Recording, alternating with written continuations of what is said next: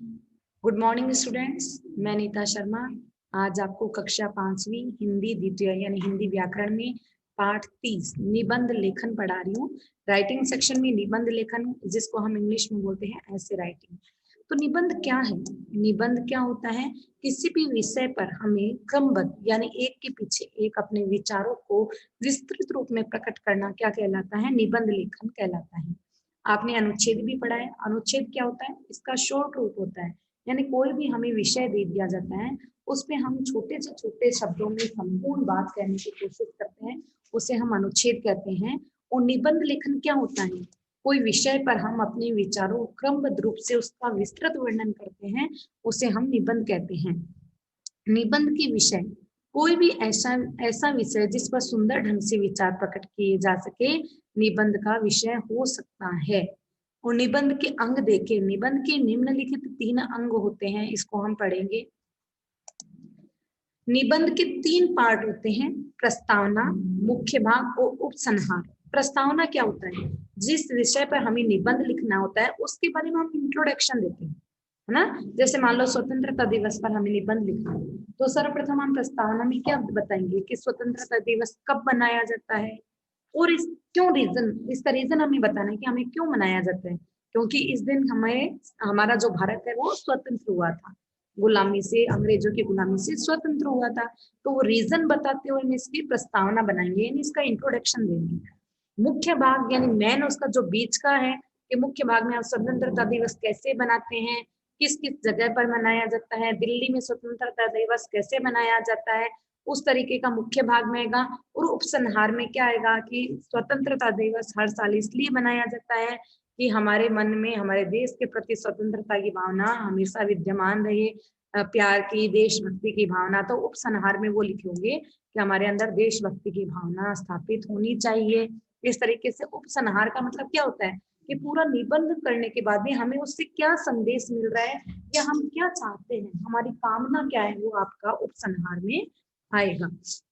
निम्नलिखित निबंधों को ध्यानपूर्वक पढ़कर समझने का प्रयास कीजिए। अब देख ली, स्वतंत्रता दिवस आपके आ गया, तो स्वतंत्रता दिवस हम पढ़ते हैं। 15 अगस्त सन 1947 को भारत ने अंग्रेजी शासन से मुक्ति पाई और स्वतंत्रता की सांस ली।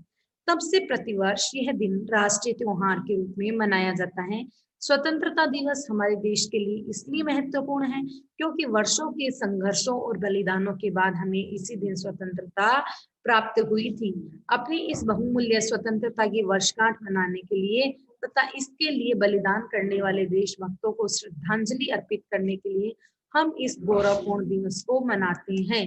ये आपके आ जाएगा प्रस्तावना, यानी आपने इंट्रोडक्शन दे दिया ना कि कैसे बनाते हैं, मतलब किस लिए बनाते हैं, क्या है स्वतंत्रता, वो सब हमने इसमें बता दिया है। नेक्स्ट देखिए, नेक्स्ट हम क्या पढ़ रहे हैं इसमें, नेक्स्ट है स्वतंत्रता दिवस का मूल जो है कि किस तरीके से मनाया जाता है। स्वतंत्र मुख्य भाग है ना, स्वतंत्रता दिवस का यह राष्ट्रीय पर्व पूरे देश में धूमधाम से मनाया जाता है। अब इसकी आप हेडिंग मुख्य भाग नहीं डालेंगे, इसकी आप हेडिंग डालेंगे स्वतंत्रता दिवस किस प्रकार मनाया जाता है, या स्वतंत्रता दिवस की तैयारियां, या स्वतंत्रता दिवस मनाया जाता है। तो स्वतंत्रता दिवस का यह राष्ट्रीय पर्व पूरे देश में धूमधाम से मनाया जाता है। भारत की राजधानी दिल्ली में इस दिन प्रातः काल देश के प्रधानमंत्री लाल किले पर झंडा फहराते हैं। इस अवसर पर क्या गाया जाता है? राष्ट्रगान गाया जाता है तथा सेना की तीनों टुकड़ियां होती हैं, वो तिरंगे ध्वज को सलामी देती है। कौन कौन सी तीनों टुकड़ियां? थल सेना, जल सेना और वायु सेना। तो ये सेना की जो तीनों टुकड़ियां हैं वो तिरंगे ध्वज को सलामी देती हैं। इस अवसर पर देश विदेश के जाने माने लोग वहां उपस्थित रहते हैं और प्रधानमंत्री का भाषण सुनते हैं। यह भाषण है वो टीवी चैनलों व रेडियो द्वारा देश भर में प्रसारित किया जाता है। इस दिन देश के दूसरे भागों और राज्यों की राजधानियों में भी तरह तरह के कार्यक्रम संपन्न होते हैं। राज्य का मुख्यमंत्री राष्ट्रीय ध्वज फहराता है। राज्य में कौन ध्वज फहराता है? मुख्यमंत्री। राष्ट्रगान गाया जाता है और ध्वज को सलामी दी जाती है। इस अवसर पर अनेक शिक्षण संस्थाओं के विद्यार्थी ऐसी सांस्कृतिक कार्यक्रम प्रस्तुत करते हैं जो हमारे भीतर देश प्रेम, राष्ट्रीय एकता और भाईचारे की भावना जगाते हैं। ये आपके मेन मुख्य भाग में हो गया उसके बाद में आप उपसंहार में क्या लिखोगे, स्वतंत्रता दिवस हमें यह प्रेरणा देता है कि हम राष्ट्र हित को अपनी निजी स्वार्थ से और हित से अधिक महत्व दें तथा राष्ट्र को कमजोर करने वाला कोई भी कार्य न करें। हम सदैव हमारे देश को आगे बढ़ाने के लिए, हमारे देश को विकसित करने के लिए प्रयत्न करते रहे, ताकि हमारे स्वतंत्र भारत है उसकी स्वतंत्रता सदैव विद्यमान रहे, सदैव कायम बनी रहे। तो इस तरीके से आपको उपसंहार लिखना है। नेक्स्ट हमारा निबंध आता है दीपावली। दीपावली तो सारे बच्चे बहुत अच्छे से लिख सकते हैं। हिंदुओं के सभी त्योहारों में दीपावली का सबसे अधिक महत्व है। हमारे देश में कदाचित दीपावली जैसा अद्भुत और सुंदर कोई दूसरा पर्व नहीं है। यह त्योहार कार्तिक मास की अमावस्या को बनाया जाता है। इस दिन अमावस्या का घोर अंधकार धरती को ढक लेता है। अब आप एक चीज इसमें ये लिखा है, बताएंगे दीपावली के बारे में कि दीपावली हिंदू का मतलब इंट्रोडक्शन जब आप दोगे तो आप इसमें बताएंगे कि हिंदू के प्रमुख त्योहारों में से दीपावली सबसे महत्वपूर्ण त्योहार है। इसे रोशनी का त्योहार कहते हैं। यह हमारे देश में एक ऐसा अद्भुत और सुंदर पर्व है जिसमें पूरा संसार है वो जगमग करने लग जाता है। यह त्योहार कब आता है वो आपको बताना है। यह त्योहार कार्तिक मास की अमावस्या को बनाया जाता है। कहा भी जाता है कि इस दिन भगवान श्री राम है वो 14 वर्ष का वनवास पूरा करके अयोध्या नगरी वापस आए थे। तो उस दिन जो अमावस्या का जो घोर अंधकार था उसको दूर करने के लिए अयोध्या वासियों ने अपने भगवान श्री राम का स्वागत करने के लिए घर घर दीपक जलाकर उनका स्वागत किया। तभी से हम दीपावली मनाते हैं। तो आप प्रस्तावना में इंट्रोडक्शन में ये लिख सकते हैं। उसके बाद में आप लिखेंगे इस दिन हम धन धान्य के देवी लक्ष्मी की पूजा करके उससे धन संपत्ति और वैभव की याचना करते हैं ताकि सारा संसार व हमारा परिवार सुख संपन्नता से जगमगा उठे। लोग अपने घरों की साफ सफाई करके घरों में, गलियों में, चौराहों और सार्वजनिक स्थलों पर दीपक जलाते हैं ताकि सब जगह पर प्रकाश जगमगा उठे। इसका अर्थ यह है कि हम अपनी खुशियों को दूसरों में बांटकर सुख का अनुभव करते हैं। सभी लोग अपने आस पड़ोस में अपने मित्रों और संबंधियों में फल, मिठाइयाँ और उपहारों का आदान प्रदान करते हैं, एक दूसरे को शुभकामनाएं देते हैं। आप इसमें ये भी लिख सकते हो कि दीपावली काफी दिनों पहले से दीपावली की तैयारियां शुरू हो जाती हैं। वो लोग अपने घरों को रंग करवाते हैं, अनेक तरीके की मिठाइयाँ और फल खरीदते हैं। कहा जाता है कि भगवान राम लंका विजय करके अयोध्या लौटे थे। अयोध्या वासियों ने उनके स्वागत में नगर के घर घर को दीपक से सजाया था, फूल मालाओं से भगवान राम का स्वागत किया था। तभी से उनकी स्मृति में सारा देश घर घर दीपक जलाकर प्रसन्नता और उल्लास से ये त्योहार बनाता है। फिर इसके बाद में देखिए नेक्स्ट आप क्या लिखोगे। जैन धर्म के प्रवर्तक भगवान महावीर ने इसी दिन निर्वाण यानी मोक्ष की प्राप्ति की थी। आर्य समाज के प्रवर्तक स्वामी दयानंद सरस्वती और सिख धर्म के प्रवर्तक गुरु नानक ने भी इसी दिन शरीर त्याग किया था। इस प्रकार यह पर्व है वो सभी धर्मों और सभी संप्रदायों के लिए एक प्रेरणास्पद या प्रेरणा पद बन गया है। किस वजह से कि भगवान श्री राम इस दिन अयोध्या लौटे थे। उसके बाद में देखिए दयानंद सरस्वती और सिख धर्म के संस्थापक गुरु नानक देव ने भी इसी दिन शरीर त्याग किया था। तभी से ये क्या माना जाता है, बहुत ही महत्वपूर्ण दिवस माना जाता है। दीपावली के दिन बच्चे खूब पटाखे फोड़ते हैं।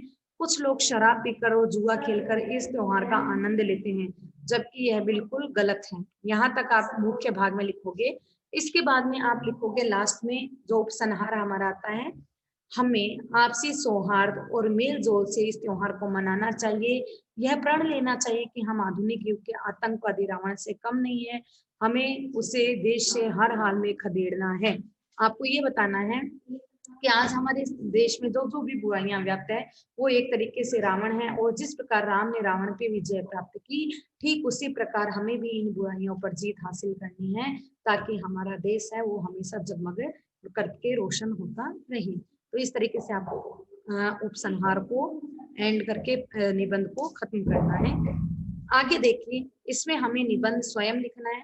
दिए गए संकेत बिंदुओं के आधार पर निम्न विषयों पर निबंध लिखिए।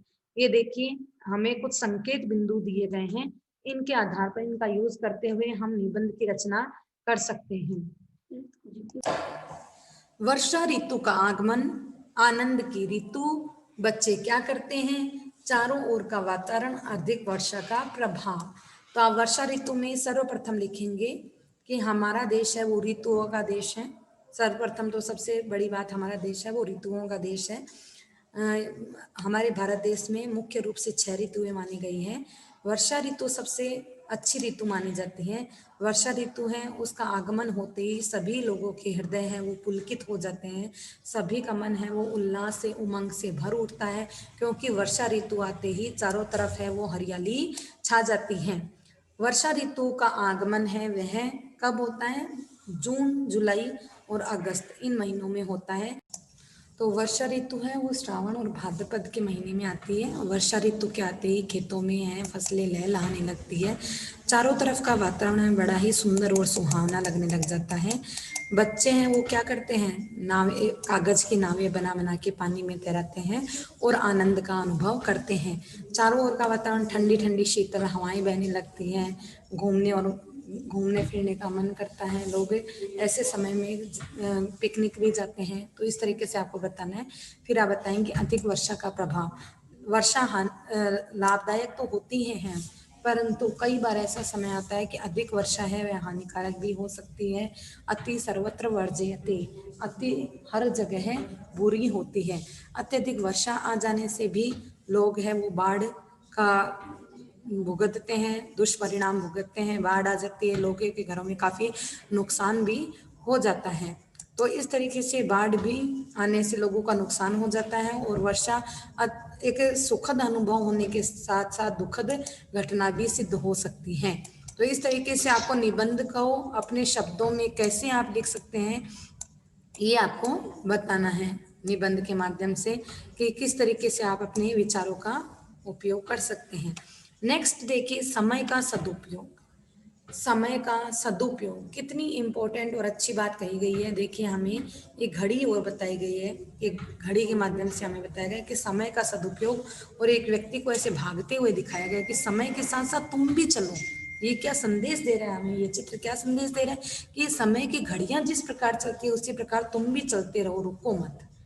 देखिए, समय का महत्व है। सबसे पहले आपको बताना है कि घड़ी घड़ी की जो सुइयां हैं वो हमें हमेशा ये एक संदेश देती है कि तुम भी है वो समय के साथ साथ चलते रहो।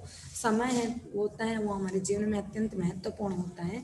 समय के साथ अगर हम नहीं चलते हैं तो समय हमें हमेशा पीछे छोड़ देता है। इसलिए हमें सदैव समय के साथ साथ चलना चाहिए। समय का सदुपयोग क्यों अनिवार्य है, अगर हम किसी भी क्षेत्र में कोई भी कार्य है वो समय पर करते हैं तो हमेशा समय हमारी कद्र करता है, और समय के साथ साथ हमें कई प्रकार के लाभ प्राप्त हो जाते हैं। कई बार ऐसा होता है कि हम कार्य समय पर नहीं कर पाते हैं, तो कुछ समय के बाद में हमारे पास कार्य का ढेर लग जाता है और कार्य सही तरीके से भी नहीं हो पाता है, और सही तरीके से न होने के कारण हमें कई सी बातों का नुकसान भी सहन करना पड़ता है।